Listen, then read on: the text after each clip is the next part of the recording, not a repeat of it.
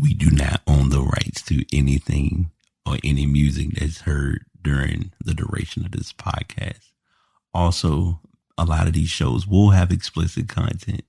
So if you are not a fan of any cursing or profanity, you may want to walk away, but that does not mean that every show will consist of such. I know y'all tired of it, but we got a new season of The Past. Welcome to season 8, the Mamba Year.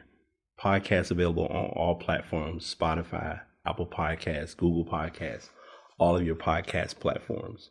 Here you'll get a dose of content related to tech, the productivity world, and most importantly, how to be a better you.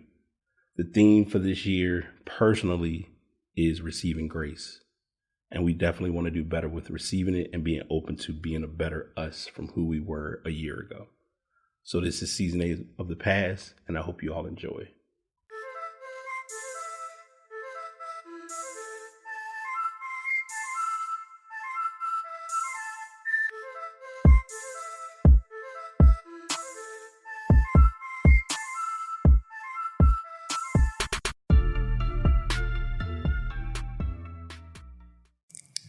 It seems like the moment that I'm like away or not away or something comes up, it's like I leave, I do whatever, and then all of a sudden I come back.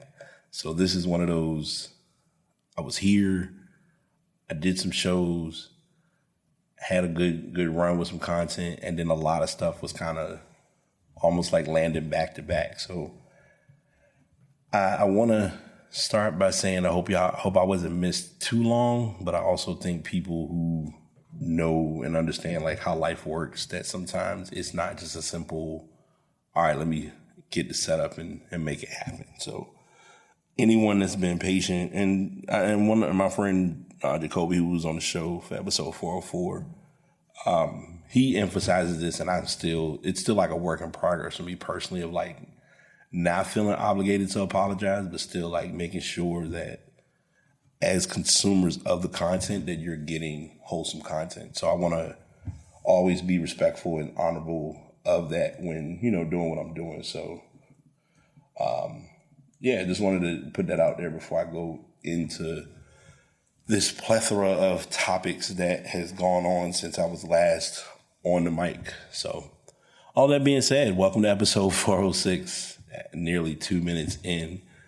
Your host BT, back again. This is recording number 3, I believe, with the Rode mic, pod mic.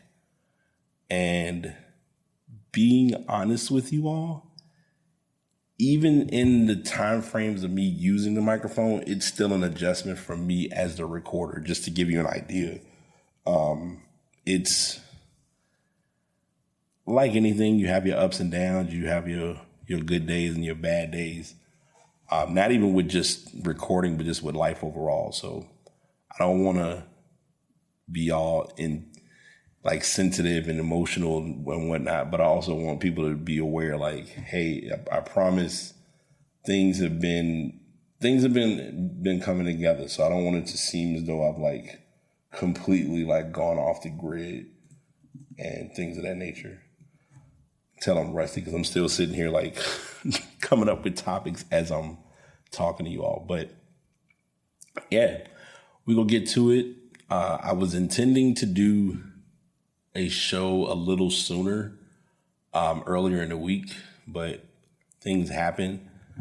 As I've stated already, the last show that I recorded was back on April 1st, or it was uploaded on April 1st. And a lot has been going on. There's been some preparation, which I'm going to get to that in a moment. There's been I think I've done some guests. I want to say I did a guest appearance since my last pod. I was a guest on a radio, live internet radio show, Big Time Entertainment. And hopefully I'll get back on soon, because I do want to get some input in with them, since we're now kind of like deep into the playoff run. So I'm going to get to the playoff bit soon. But I wanted to at least acknowledge those things before we go into what's been up with me and where life is carried me and is continuing to carry me. So first up, last week for a lot of folks was 420, which if you know, you know. If you're into it, that's your thing. If you're not, me being one of them, it's another day on the calendar. So it doesn't have as much of a flair or no pun intended, or a high for me. But I'll leave that to your buffering to figure out the factor. And if you know about it already, it's nothing I need to break down. So I'm just kind of blurbing a little bit with that. However, last Saturday was a personal achievement, milestone, eye-opening accomplishment. And I'm going to warn you all before I go into this topic. This will probably take up a large amount of the podcast. So just roll with it. If you're a fan, if you've been here before, this ain't nothing new. So I ran, walked, jogged, had a nice vibe to kick it until basically involved with a 10K. Participated in my first 10K U-Crops / Monument Avenue 10K run. Backstory without being a backstory. Anytime the race would occur, there were two things that I always thought about. One, the line of work I was doing when most of the time when the race was going on. I was transporting at a location. I don't need to get the specifics, but if you're here in Richmond, you know what I'm talking about. So we knew offhand, like, to stay away from that area in general because of traffic. But if it was a weekend or an opportunity, it was like, oh, I'm off, I'm good. You almost had to kind of learn how to navigate through the city a little different because of the race. And I'll be the first to admit, I truly, at 41, I would have never expected or be in the space of saying that, hey, I participated in this event or in this activity. So props to me for that in and of itself.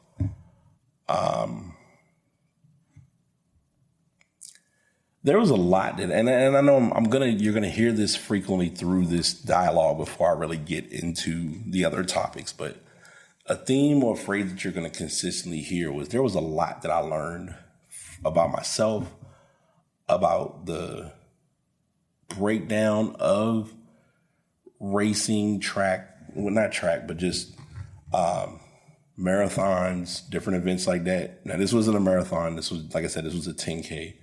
So in layman's terms, 10K is known as 10 kilometers. And if you break it down for how this is where the whole US versus UK thing becomes a big deal, because US, we look at everything as miles. They look at everything as kilometers, and use many other countries outside of the US. So for us, the 10K is considered 6.2 miles. And the preparation for this was very eye-opening, to say the least. For a few weeks, actually a few months, my trainer, his boss or his manager, who I'm pretty well versed with, she reached out. She said, hey, are you interested? Would you like to participate in this event? You know, you can sign up. The group would be with the well, et cetera, et cetera. And I said, okay, sure, let's do it. So I sign up. I go through the breakdown, the specifics, things of that nature. And out of nowhere, I'm like, all right, I've signed up for a 10K. No clue what I'm doing. No clue the preparation and the process. So she then follows up between my trainer and myself, kind of giving me like a reconfiguration on how to train going into this event. And my training was not its best. And what I mean by that is, on a lot of my days, there was the mindset or the understanding of going out, walking and or jogging and or running a mile. Mind you, never done this before, totally new territory. The list goes on and on. So I'm leaving those out.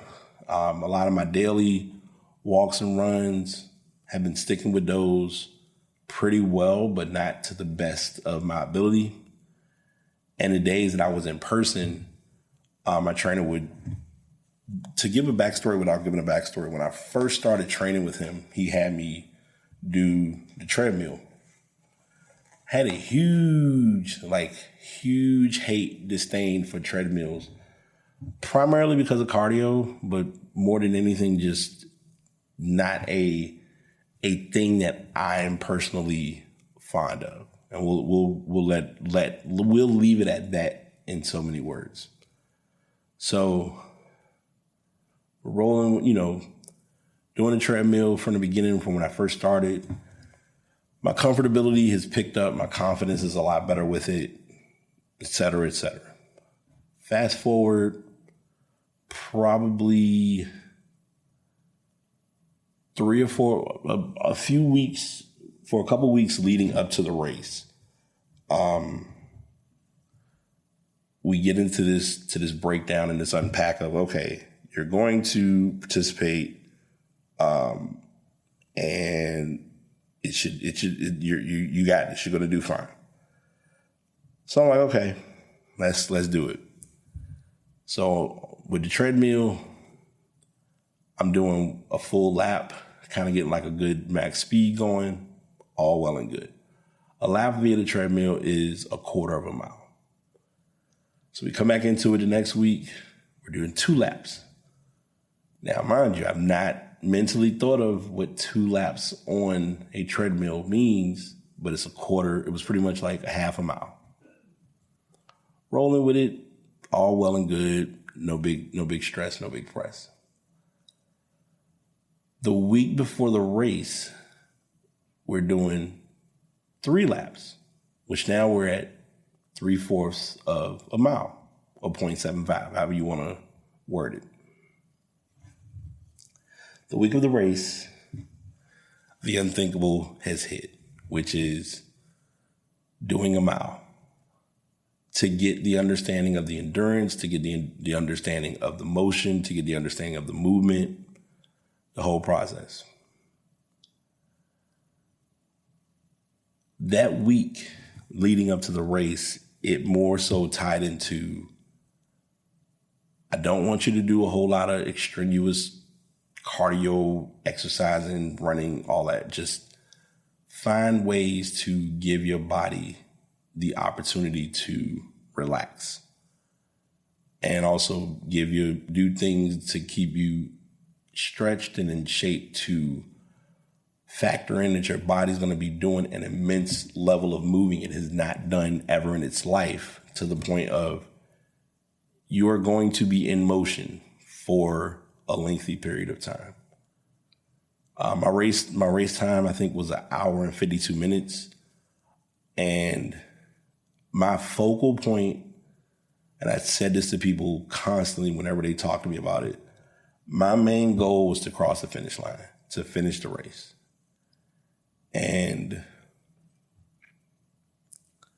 I'm being real with y'all with what I'm about to share, because I shared this in a couple of posts.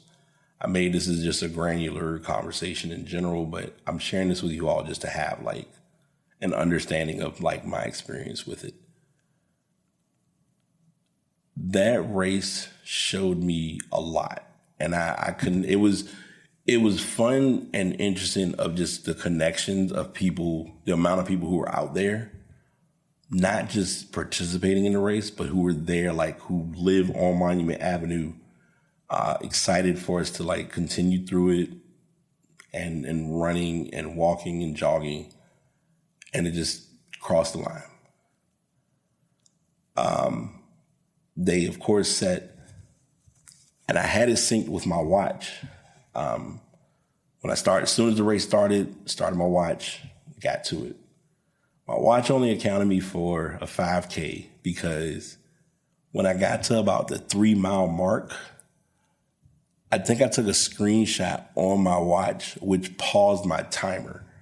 And it took like probably about a half a minute off of my time. Excuse me.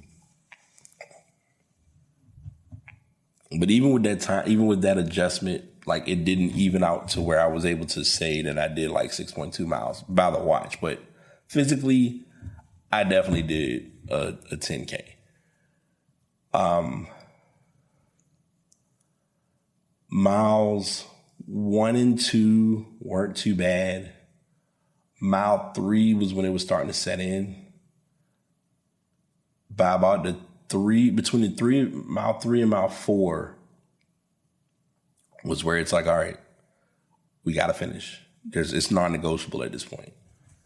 I believe between 4 and 5, I took a couple breaks to kind of like give my back an opportunity to stretch out a little bit, and that helped tremendously. And then once I got through lap 5, you're pretty much how it's designed. If you live here in Richmond, is you're going a brief bit on Broad Street. You're pretty much starting near the Siegel Center, and then you take a turn off on Lombardy, and then you get to Monument Avenue, which is probably about 2 or 3 blocks away, and then you're on Monument. So from that point after, you're pretty much is you and Monument, and you're taking Monument all the way down, practically almost near Staples Mill, and then you make a U-turn, and you're coming back. And to come back, when you pass by where the last statue was, and I'm going to talk about that too. When you pass by the last statue, you're pretty much now back in what I call VCU land, because now you're just going to pass by a couple buildings, a few landmarks, and then you're near, because the finish line is near one of their newer dorms. And it's pretty much on the same street as Altria Theater, landmark, mosque, whatever you want to call it. What made this race have some symbolism personally was, one, it was the 25th anniversary of the race. Mind you, I've never participated in this race before. And I remember waiting in line, and I'm, hearing people like when they're getting their bibs and getting all their equipment, and they're like, yeah, I've been doing this race since I was 12. And they've done it like every year just about. And I'm looking at them, like the girl was in line. Like I think my planner, I left it in the car, but I was supposed to put it on my bib. I'm glad I didn't actually. It was good to put that on my planner, because that's like almost like a personal memento. But they had some stickers out there. They were giving away stickers that said first 10K, and it was my first 10K. To be able to walk and or jog Monument Avenue with no statues other than Arthur Ashe's statue. And it would help you to kind of get like a visual of like the pace to go through each part. To give context, my average each mile, give or take, was about 17, 18 minutes per, which can definitely be improved upon. But I think in that immediate moment, it was good for me, just in the sense of like getting my body to move. I think I didn't get to that part yet. After passing the 6 mile mark, and then you had at point 2, I got near the finish line. I look up and I see the timer. So they have the timer that's showing like the overall time for the full race itself. But then it's also like we're wearing the bibs, and I didn't pay any attention to it because I saw there was a little piece on the back of the bib. That was pretty much their way of being able to track your race, your pace, your whatever. And I think the timer showed like 2 hours or something. And all I remember was I looked up. Oh, before I get into that, I'm sorry. There was one point where I felt, well, two things. One, it was almost like I had felt like not lightheaded, but just more like there was someone in front of me, and I think it was like a stick in the street, and they were trying to like kick the stick out of the way, but it was like they were kicking the stick, but then forgetting people were around them. There was one point where these girls were trying to like, they got photographers all up and down Monument, and they're taking pictures. So they stopped and they're trying to like pose and take a picture. And I'm like, y'all are stopping and y'all like right in front of me. And what makes it bad is like they send you proofs of like the different photos, and you literally can see me like trying to just maneuver around them. Like, look, I gotta go. I'm trying to finish. So those were some interesting interactions. And also I think for years, I used to give my friend a hard time. Hopefully Wyatt will be back on the show. I know I always keep talking about him, but now that I got 2 microphones, he don't have an excuse. So I'll leave that to the powers that be. But I was giving him a hard time about how, like, man, you know, so many people, like every so often, like we go somewhere, you stop and, hey, what's going on? Blah, blah, blah, blah, blah. As I was walking the race and going through the race, one of my coworkers, when I was working at the hospital, she happened to see me. I saw a guy who I pretty much grew up with the Boys and Girls Club. He's a police officer. We talked for a quick sec. Coming back, there were a lot of people who had seen in the crowd who knew me.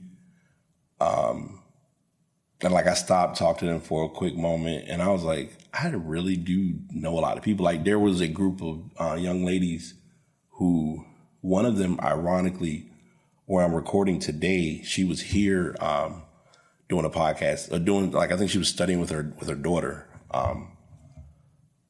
But she was with a group, and they were like taking photos at like each mile marker. Like when I got to the mile markers, I just was like, all right, I got to the mile marker. Let's keep going.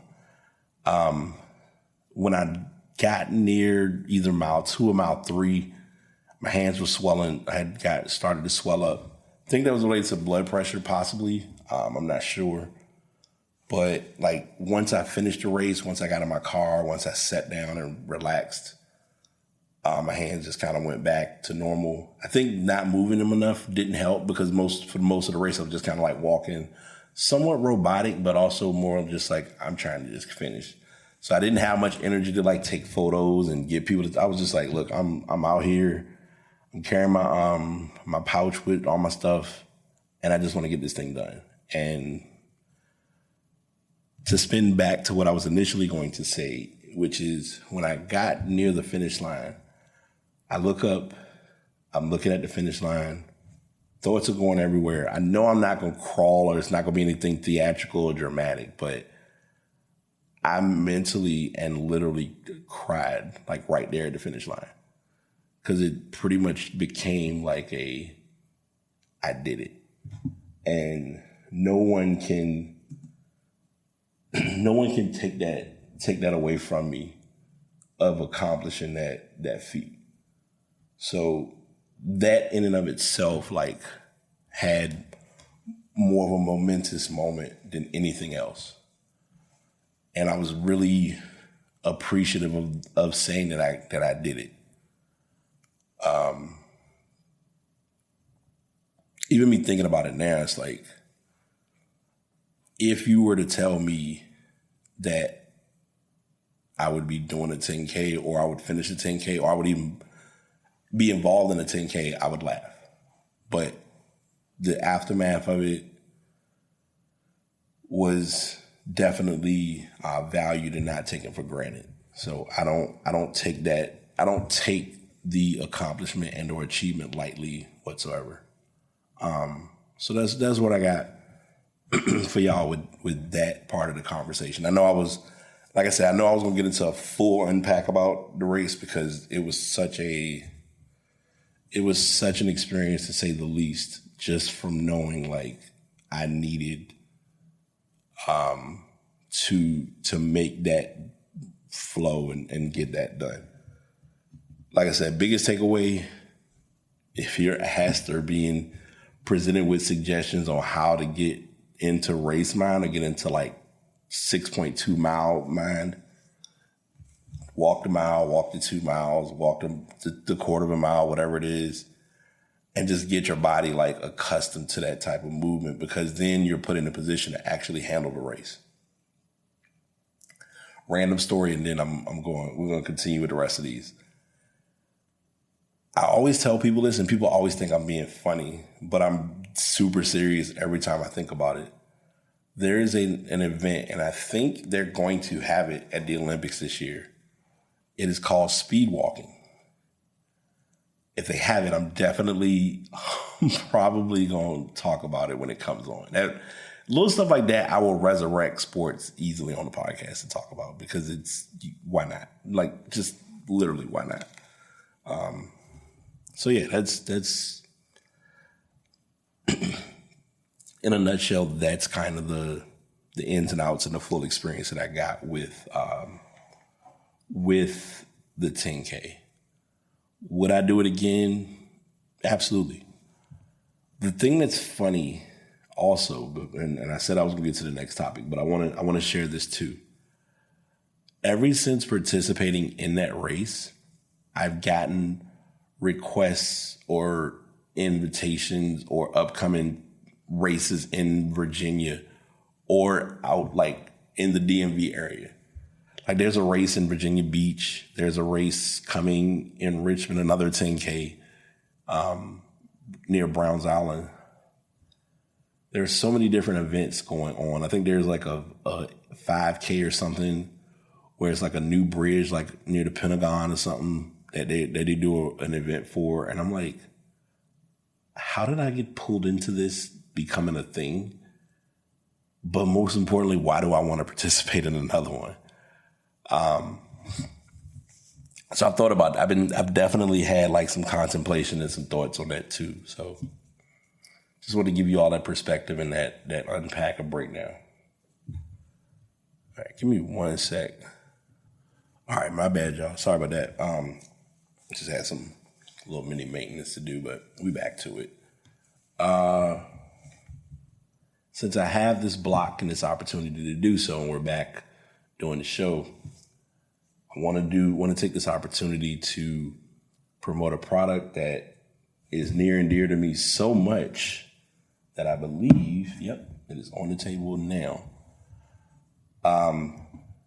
If you are someone like me that spends a lot of time on your phone, this may be a product to help you reduce the over usage of your phone. And that accessory is called the Brick. What is the Brick, Bryan, and what makes it so special? Well, one, it is a way to, so there's the screen time management option that people can use on their phones. Now, I will give this early disclaimer, but I'm giving patience to their brand because I think they're going to figure out a way to do this. It is currently only available for iOS or for iPhone. In the development and in the discussions that I am hearing and noticing, they're trying to implement it into the Android flow, which I'm 100% for it. But to return it to the iOS or the iPhone factor, iOS has a feature built in with screen time, and it helps you with managing your screen time. The screen time feature was introduced, I want to say either 2017 or 2018. And from the time they introduced it, it became a very unnerving discussion for people to realize how much time they spend on their phone, but most importantly, where their time goes when they're on their phone. It also exposed something that a lot of people don't think about, which is how many times you pick up your phone. But I'm going to go to the main plot of this. You can set limits with different applications. Like, hey, I'm going to use this app for this amount of time. I'm going to use this app for this amount of time, et cetera, et cetera. The problem is, if you say, I'm not going to be on any social media apps for 2 hours ends, then it's like, okay, you can't use these apps. The typical person says, oh, give me another 15 minutes. You use up the next 15 minutes. And then it's to a point where it's like, oh, just cancel it. And I'm just going to use it for the rest of, I'll turn this back on or reset it tomorrow. And it really isn't convenient or isn't helpful to your productivity flow in many cases. Enter the brick. And there's also another app that I've used called Opal. Opal is I call it two extremes. I don't have the Opal Premium, but I know people who have used the Opal Premium. The screen time factor has a little bit of management to it, but you can kind of still get around it to use and work on stuff. Opal just full-blown shuts it all down, so you can't really use anything like you need to.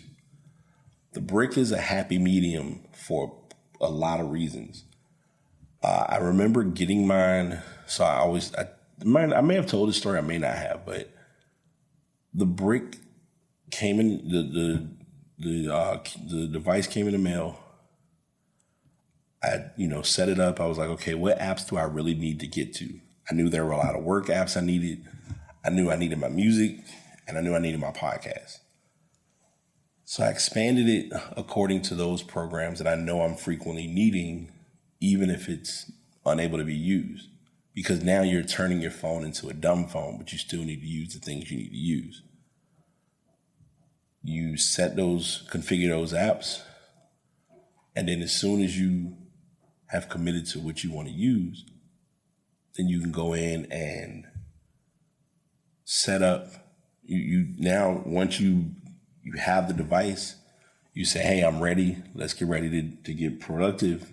And you tap your phone against the back of your phone to the little, it's like a interface on the brick. As soon as you do that, now your phone is quote unquote bricked. And now you have the ability to work on and focus on other things.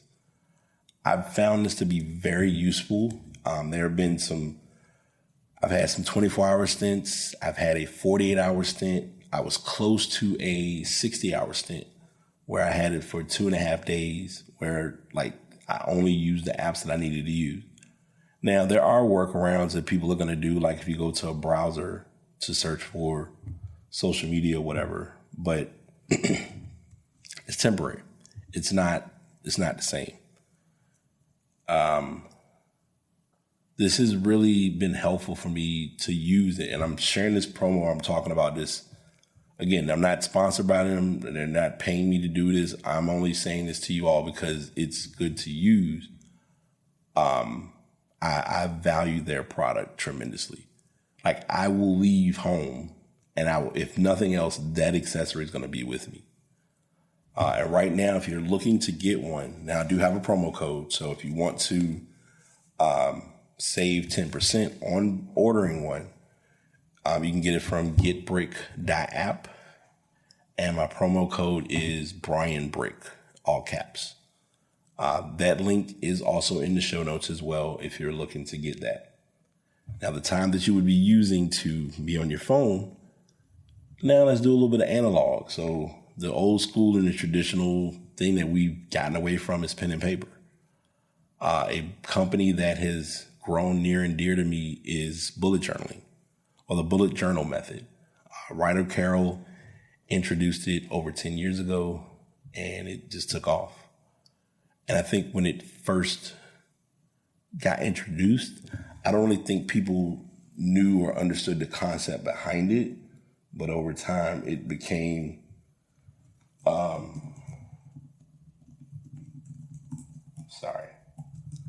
See, this is an example.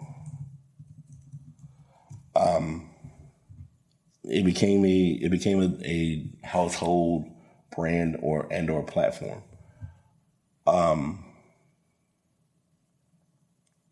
I personally have, so bullet journaling came on a whim for me in 2020.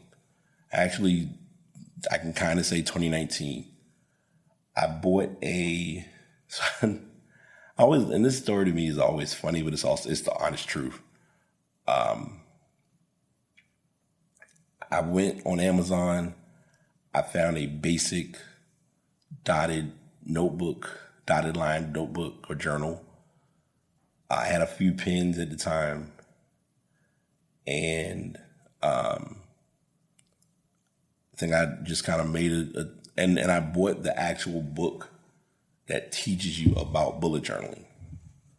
So I bought the book, started reading it, got near the end of the book. 2020 happens. I was like, okay, it's 2020. I'm going to start bullet journaling. I'm going to make this a thing. And if you remember the beginning of that year, Bryan passed away. Personally, for me, that was a very emotional time of being a fan of his and being into his routine, his regimen, and his way of movement. I say that because that was the Kickstarter for me learning and becoming more efficient with bullet journaling. And every year, so basically bullet journaling in a layman's term, because I probably have not broke that down either. Bullet journaling is pretty much your way of logging your daily activities. And when I say logging, it's rapid logging. So if it's recorded podcasts, I have a phrase that I use I call 2 for 20, which 2 for 20 means 20-minute walk, 20-minute jog.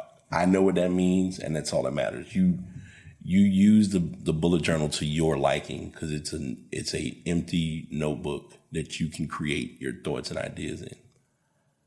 So when I did it the first year, I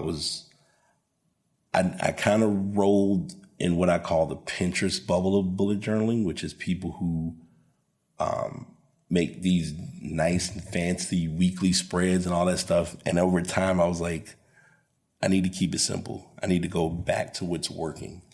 And that's mostly what I've been doing. The only thing that I've implemented in more frequently now is weekly reflections, monthly reflections, things of that nature.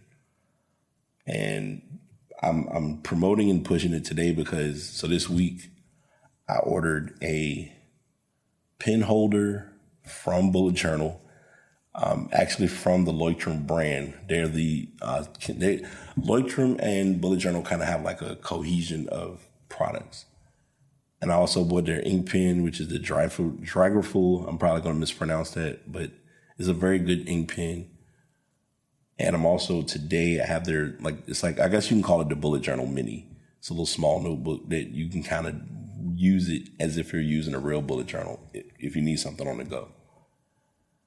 All of that being shared, all of that being said, if you are looking to possibly start bullet journaling or want to get into it, I also have that link in the show notes as well for bulletjournal.com.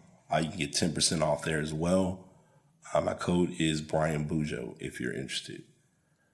And I think those two things will help you kind of get kickstarted to your planning and your processing. You may, like I said, if you need the traditional planner, I got no problem with those. I tell people all the time, and people think I'm bad for saying what I'm about to say, but I'm also honest. And before I go into that, the creator of the bullet journal is Ryder Carroll. His intention behind making the bullet journal was with him having ADHD, he needed to have somewhere to kind of be a keepsake, tell-all, storing point for his thoughts.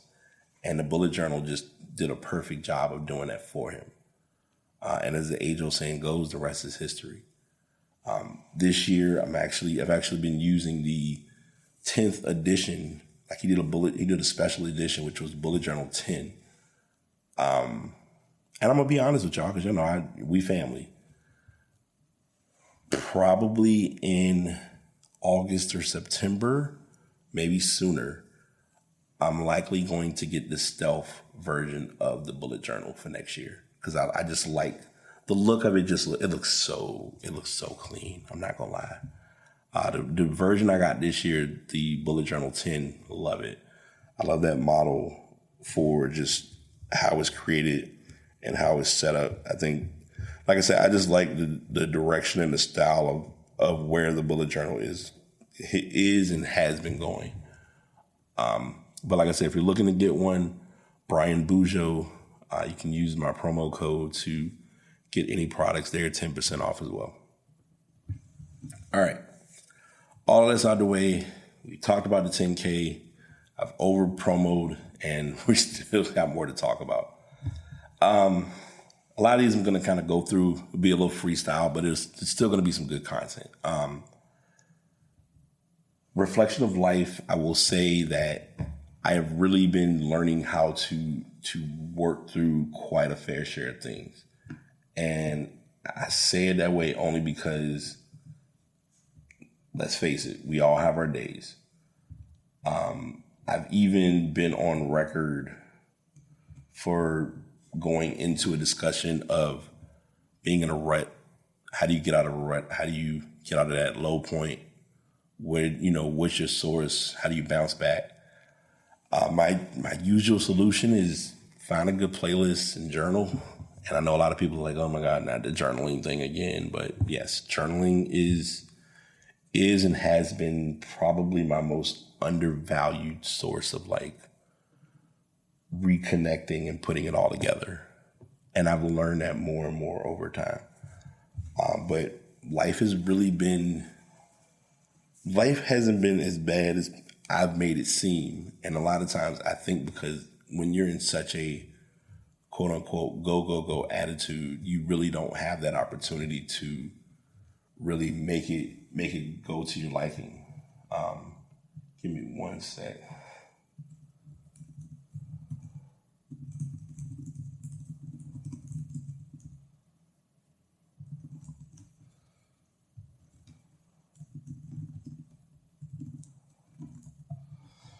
All right. But yeah, trying to work through that, like just making things come together, make it all make sense has been kind of the name of the game.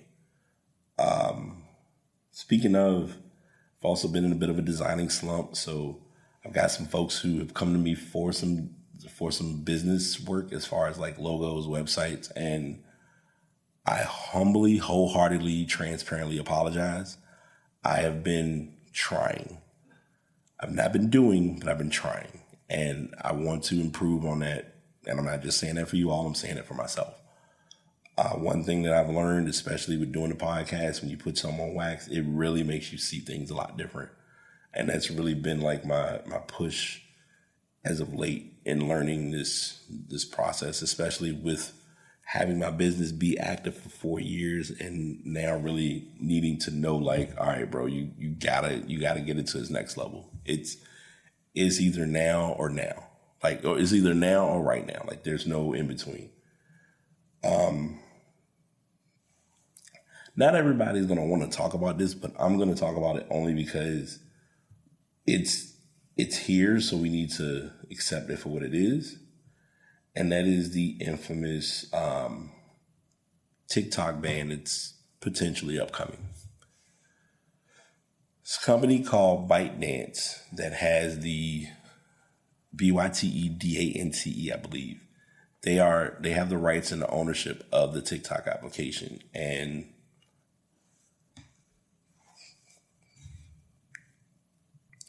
all right, my bad. Train of thought.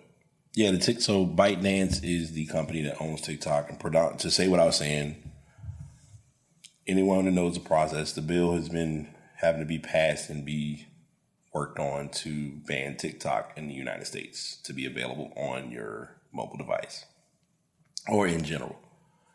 And right now, it is going through the House, going through the Senate, and Biden has signed it. And now we're looking at about, give or take 9 months, possibly a year, because it could happen for that 270-day window, and then possibly be expanded for another 90 days after that. So you're looking at give or take a year.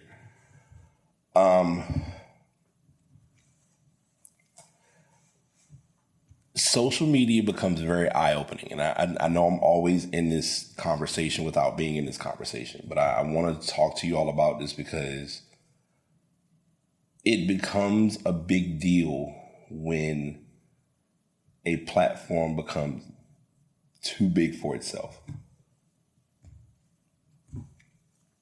We've had YouTube out for years. We've had Instagram out for a good while. We've had Facebook going for a hot minute, and we've had Twitter. I'll throw Snapchat in there for good measure. Those 5 applications have not remotely taught anyone half of what TikTok has taught us or taught people. There's been more. I was today years old when I learned insert thing here via TikTok.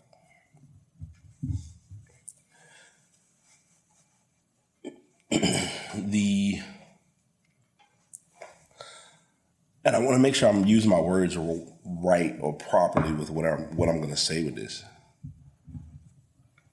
Applications want to, higher ups want to control the application and control the product. And if there's no control of the product, then the product should not be in existence. Case in point, that's why TikTok was in this whole battle, especially when they had to go to Congress.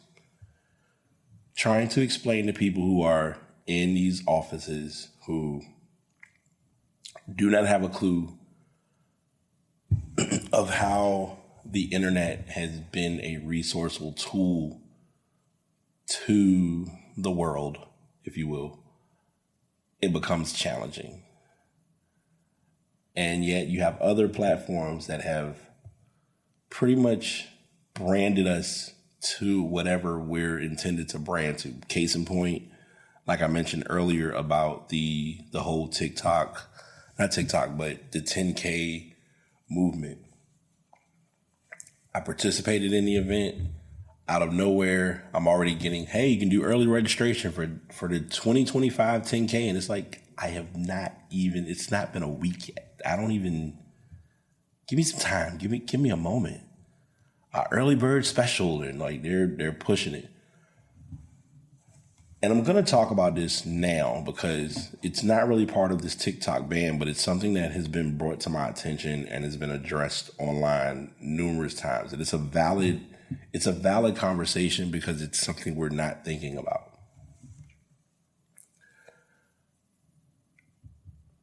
Companies are not stupid. And here's what I mean by that. And it's probably like, Bryan, where did you come? Like, what made you just start with that? They know that when the average consumer is watching a show or watching TV or streaming something, like let's say they're watching something on YouTube. You're watching something on YouTube, but you're also looking at your phone while you're watching whatever is on YouTube. Like some people play YouTube through their television, through different applications, and even down to watching shows. Like some people will watch, say, Netflix, but while they're watching Netflix, they're on their phone. And it's pretty much the double screen method. And I had never heard of it or never thought of it before.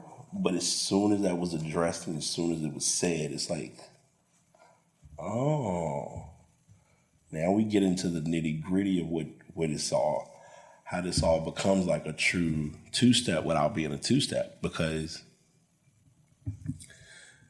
you have to find a way to keep attention of the consumer. I always use this example with children because children are creatures of habit. Children will have a television be on, showing a show. And while that show is showing, they're not looking at the show. They're looking at whatever is going on their tablet. Adults will have a television on just to have it on, not watching whatever is on their television, but also trying to do like hundreds, if not thousands of other things at the same time. It is a proven fact that has happened or has been happening around the world.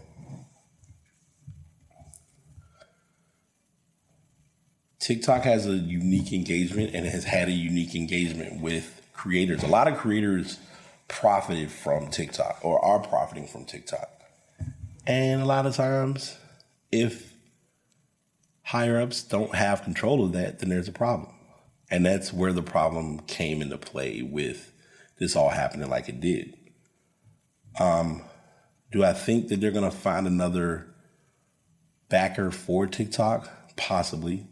I think what can happen too, and this happens almost in anything that goes on without us knowing it, ByteDance can come back as a different name and have a different functionality or involvement in being able to be TikTok's business backer or funder or whatever.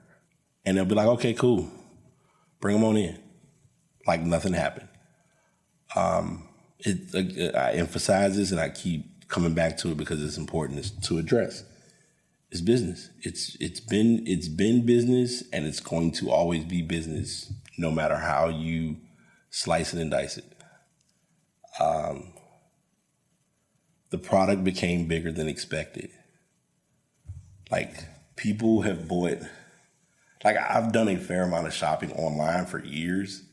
TikTok Shop literally has me and many people in tech chokeholds like no other. There's an accessory that I need to charge it when I get home. There's an accessory that I recently found that allows. I was looking for something to be able to look at my camera on my phone if I'm using my back camera. And what I tried the mirror option, and don't get me wrong, maybe I'm just not putting the mirror on right, but the mirror, like having the mirror show you what's on your camera when you can't see it wasn't doing it. So I found this little screen that you literally it comes with its own holder for your phone to put on your tripod. And you literally can watch like what your camera is showing you. You can see it in real time. Like, these are things that people need and value to like really get their content creation up a notch. And a lot of people have and are prepared for this, because now what they're doing is they're like, hey, I'm going to do the video here. You can see it. They're making sure that the watermarks aren't visible, and they're loading it to Instagram and to YouTube. Something important that I want to address too, and I'm going to talk about this, and then we're going to go into our next topic. If you have not gotten it already, download CapCut on either your phone or on your computer. Like, get the desktop version of CapCut, because CapCut will do a lot of your dirty work for you without having to go chaotic with how to share content on different platforms. Because at the end of the day, the thing that we're all trying to avoid, which no one really thinks about but should be considerate of, is you don't need your watermark dominating your content. You want your content to dominate your content. And I know what I just said probably went over a lot of y'all head, but I really want you to like really, if you're going to do it, do it. Don't half-ass it. Don't kind of do it. Don't be uncertain if it's what you're intended to do or whatever. Like, put that best foot forward behind what you're looking to do with your platform. This is a two-parter. This may be an early passive message, but I got one ready for the passive message part, and a few more topics, and then we're going to roll on out of here. No one cares about your talk. They care about your actions. Going into this, what I said earlier, like, everything that I've said that I'm going to do is great. But what I actually do is what's going to keep people in the mix and keep them interested in what's going on. And there's a huge amount of, I got to stand up and do my part on that. As you know, as we always hear the phrase, standing on business, be on business and be about it. Be about that action. So your talk is going to be cool, but your walk is going to do the big damage, or it's going to really hit and resonate with people. So work harder on the the action, not the talking. I don't have it with me right now, but if I did, I'm overdue for like a massive / immense journal session. And before I go any further, my name is Bryan, and I am a penabler. I found these stickers online. I don't have a planner with me that has this, but it's a sticker that I found online called the Penabler. And I am a pen enabler with people. Like, I will find pens and share them or show them, and folks are like, "Oh my God, that is such a great pen." And I'm talking about this because I currently have a pen in front of me called the Bastion pen collection. Bought a black one probably about a month ago. They had it in stock. The goal that I was trying to find, or the one that I was looking for, I wanted the red one. I wanted to get that red Bastion pen. But each time I go on the website, it's sold out. And I was like, oh, I really want to get one. So I happened to go back on the site, just randomly checking, not really checking to get the product, but I was like, let me just see. I clicked on red and they said in stock. In front of me is the red pen. This is my personal definition or breakdown of the the red swing line stapler. If you know, you know. If you've watched Office Space, I don't even need to go into detail about it. It's a very, very good pen, very durable pen. The style and how it clicks is probably one of your more unique mechanics, and that makes me like it even more. It's not your traditional click at the top pen. I have one of those coming soon. I found an exclusive pen. I think they're making those probably in like a big batch, or probably gonna do like a large shipment when those are done. But all that being said, I definitely miss my journaling. Want to journal a lot more. Journaling and reading, I think, are my two things that I'm like, I need to get those back in order, because there was a point that I lived with my journal. Like, my journal was kind of like, it still is, but at that particular time, my journaling was like a one-stop shop by far. So I never take it for granted how lashed and attached I was to, and still am, to journaling and reading. So yeah, that's what I have for that. We'll do something a little different, because normally I would have this already up, but we're gonna kind of not cheat the system, but we're gonna run it a little different today. So let's go ahead and get the obvious out of the way. And it's actually, we could be witnessing some interesting splits coming soon. And here's what I mean by that. You could possibly have a good wave of players with the Clippers who could all be eliminated thanks to thanks to Dallas. Steph and crew are out. I think they got knocked out in the play-in game. Durant, someone referenced, and I don't know why, but I guess it's, preference or whatever, but they referenced the Suns as the big three, or they referenced them as like a super team. And I was like, they're not a super team. Devin Booker has not really, let's call it what it is. Scoring a lot of points is great, but if the other team is able to outscore a lot of points, then it's not great. And this is where the whole defensive thing comes in. Like, there was a video I started to watch where they were talking about the Memphis Grizzlies starting that kind of that bump or that adjustment where teams weren't going for like they weren't letting teams average 90 a game on them. They were keeping teams under 100. Like, games now, the games that we saw yesterday, only one team was under 100, and that was the Clippers. Tonight's winner go home. Tonight is win or go home for LA. It was a rough visual noticing that they just don't have it. Like Darvin Ham, I get it. That was the guy they wanted, but everyone's kind of already projecting it and saying like, if they don't win this series, I mean, if they don't at least get like, if they can make it a gentleman's sweep where they at least get one game, Darvin Ham will probably get fired. I found this on the web. For if they don't at least get like, if they can make it 100, what is it, a gentleman's Whoa. At least get one game. Check it out. I did not even ask for that. That was so random.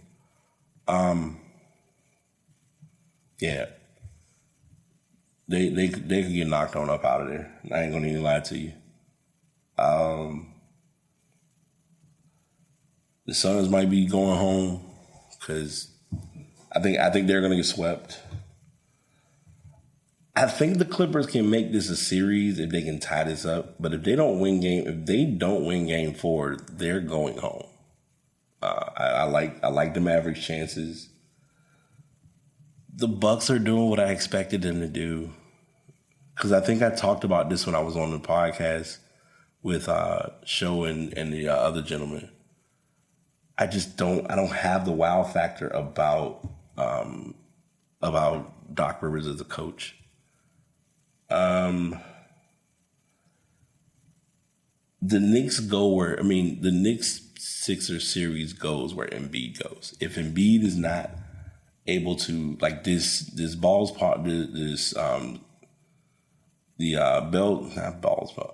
palsy, what he has going on with that is very concerning. And I think they're kind of putting, like, sliding it under the rug, and I don't know how to feel about that. So that's where I'm at on that series. Tonight we're getting Heat Celtics. I think the Celtics should be able to get this series in 6. And Thunder Pelicans, giving Thunder a gentleman's sweep. I think they're going to beat them in 5. I don't have any excitement about CJ McCollum. And I know it's not just him, but like just the Pelicans team as a whole just doesn't. It just don't. That's it. That's really the best way I can put it. And no, I'm not dodging the series on purpose, but the Cavs and Magic series doesn't have an excitement to me because I don't really know. I don't have a lot of expectations out of either team. Like the Magic getting to the playoffs was a big deal. Winning a playoff game, cool. You know, it's like their first win in like 13 years. That's all fine and dandy, but it's like, are they going to win the series? Okay. Like, I think the bad part about it is even with them winning the series, the reward would still be the winner of the Celtics Heat series, which I still think that's your team to beat, whoever wins that series in the East. But I'm tied more towards the Celtics. But I just feel like Tatum and Brown have to play like perfect basketball.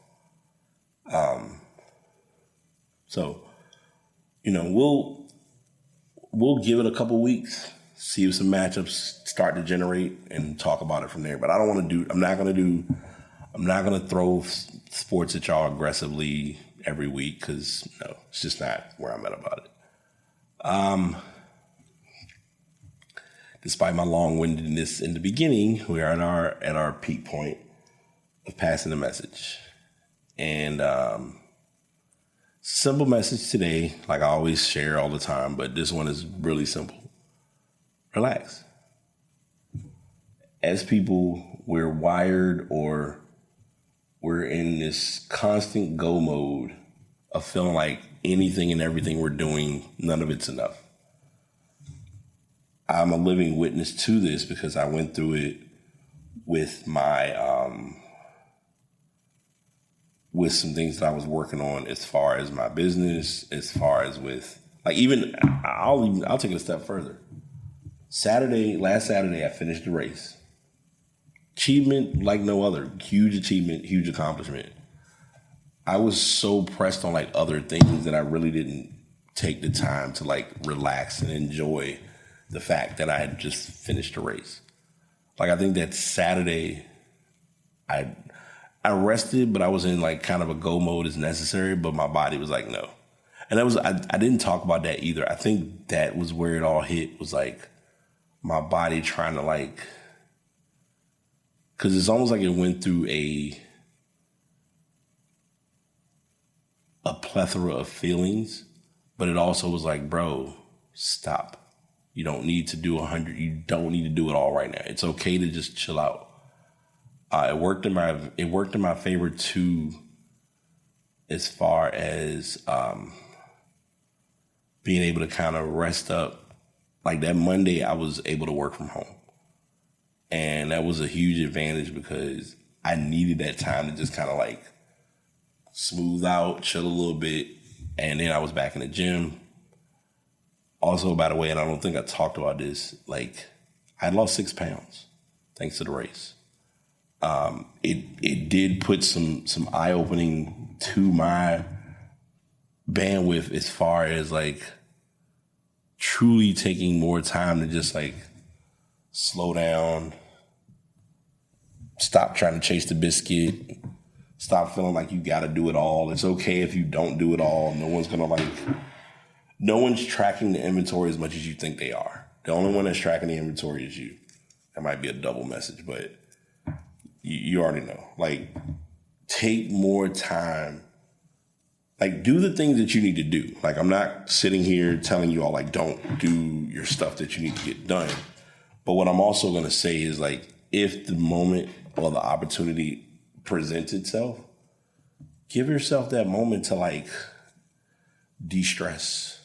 I call it, like, my term that I'm famous for saying is, like, I call it de-thought. Like, I may go somewhere, I might do a couple things, but like once I'm settled, I'm like, let me just sit and like give my brain and give my mind an opportunity to just reset for a second. And most of all, it's important to really think about breathing, relaxing, slowing down, because in doing so, it gives you that opportunity to kind of enjoy a little bit, to indulge a little bit, to literally to love on yourself. I think we don't. As people, we're afraid to love on ourselves, because heaven forbid if we love on ourselves and care about ourselves, that we're going to put ourselves in a better position than we were before. That becomes challenging for some of us, myself being one of them. I'd be surprised. Oh, one last thing. I'm going to share this is a passing message, but this is also a hack that isn't a hack, but something I should have been introduced to years ago. So any of you who know me know that I keep a daily, well, not I mean, I guess you can call it daily, but a monthly physical wall calendar. I've been keeping a calendar probably since 2017, 2018, probably longer than that. And U Brands is my favorite brand of company when it comes to those type of calendars. I think they're, hands down, they do it the right way.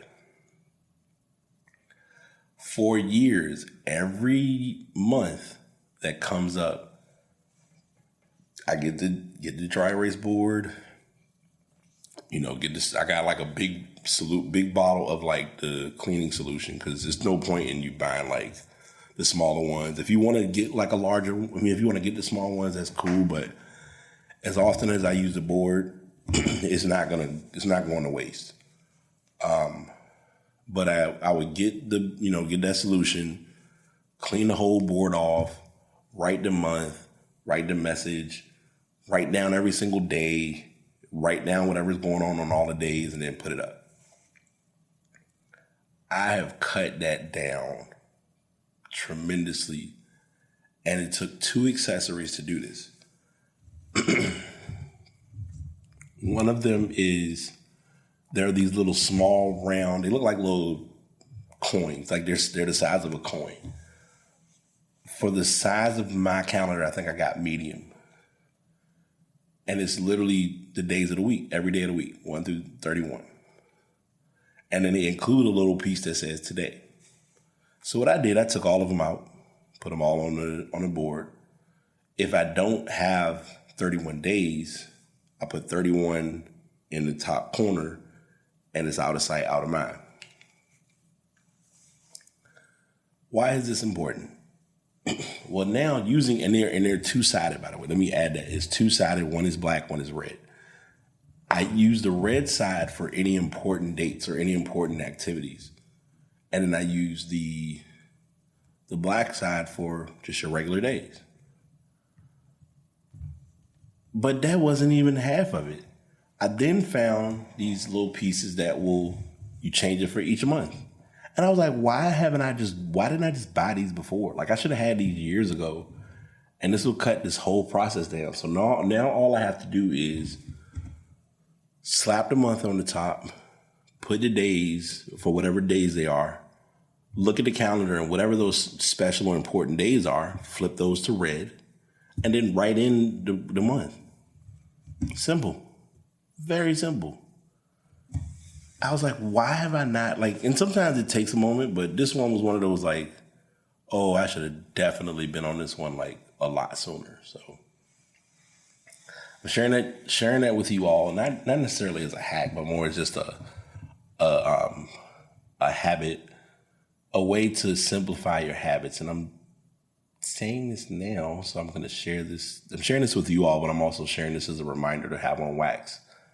I'm going to move where my calendar is located because I want to have it in a more visual space, along with the fact that I use that visual.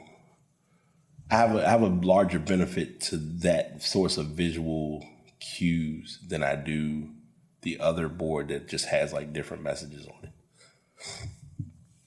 So I'm definitely going to consider that because it will possibly start streamlining some things. As the age-old saying goes, you got to start somewhere. So that's what I got for y'all. Sorry it was so extracurricular, but this is what happens when you've been out of it for a minute and you got to get back to it and see if you remember what you're doing. So I hope you all have an amazing day, an amazing week, and an amazing vibe. And I will catch y'all next time. Take it easy. Truly hope you all enjoyed the show. Definitely was a lot to unpack, but I know you'll walk away with something important. As I share at the end of each season, do find your way to get into podcasting if it's something you would like to do. My podcasts are currently recorded via Buzzsprout. Been very good to me. If you want to learn more about using them, definitely hit me up at thepastbtpod@gmail.com. And also the microphone that you're hearing me on is the Blue Yeti X. Have been rolling with it for over 3 years. We've been doing this ride for quite some time, so I hope someone could find this mic useful. Again, find those people who are good or helpful in what you're trying to do to be better today than you were yesterday. The primary goal is to be 1% better. Hope you all have an amazing day, and we'll be back again to do this next time.